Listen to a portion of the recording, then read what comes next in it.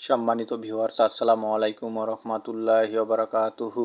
আশা করি সবাই আল্লাহর অশেষ রহমতে ভালো আছেন, সুস্থ আছেন।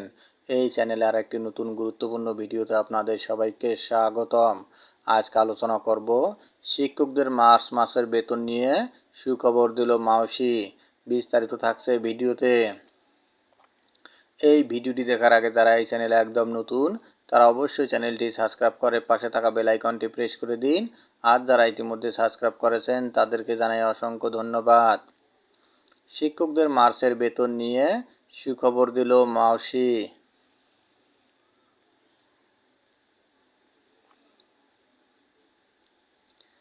বেসরকারি স্কুল কলেজে কর্মরত 4.5 লাখের বেশি শিক্ষক কর্মচারীর মার্চ মাসের বেতনের প্রস্তাব অনুমোদন দিয়েছে শিক্ষা মন্ত্রণালয়।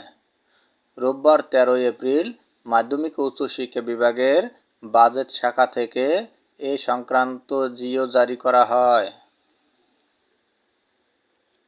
মাধ্যমিক ও উচ্চশিক্ষা অধিদপ্তরের মাওসি সংশ্লিষ্ট শাখার এক কর্মকর্তা দ্য ডেইলি ক্যাম্পাসকে এ তথ্য জানিয়েছেন। ওই কর্মকর্তা জানান, আগামী মঙ্গলবার অথবা বুধবার শিক্ষক কর্মচারীরা বেতন তুলতে পারবেন। মাওসির ইএমআইএস সেল সূত্রে জানা গেছে, 3,76,091 জন শিক্ষক কর্মচারীর মধ্যে কলেজের 86,779 জন এবং স্কুলে রয়েছেন 2,89,312 জন। বৈশাখী ভাতার 3,75,514 জনের মধ্যে স্কুলে রয়েছেন 2,88,893 ও কলেজের 86,621 জন শিক্ষক কর্মচারী।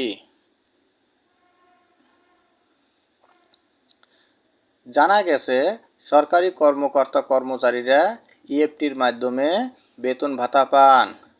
তবে বেসরকারি শিক্ষা প্রতিষ্ঠানে কর্মরত এমপিওভুক্ত শিক্ষক কর্মচারীদের বেতন ভাতা সরকারি কোষাগার থেকে ছাড় হলেও তা রাষ্ট্রায়ত্ত 8টি ব্যাংকের মাধ্যমে অ্যানালগ পদ্ধতিতে ছাড় হয়।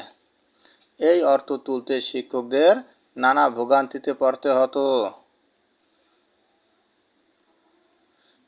এর পরিপ্রেক্ষিতে গত 5 অক্টোবর বিশ্ব শিক্ষক দিবসে ইএফটিতে বেসরকারি শিক্ষকদের এমপিওর বেতন ভাতা দেওয়ার ঘোষণা দেয় শিক্ষা মন্ত্রণালয়।